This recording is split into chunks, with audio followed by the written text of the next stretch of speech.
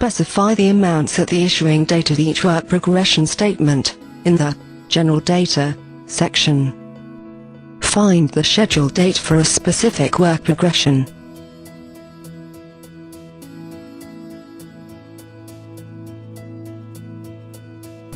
A green bar shows the exact day where the work progression statement should fall.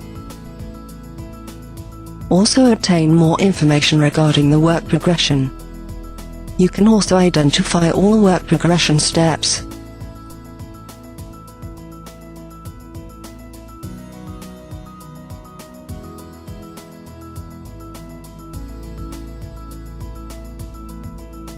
See the work progression statement issue dates highlighted in green.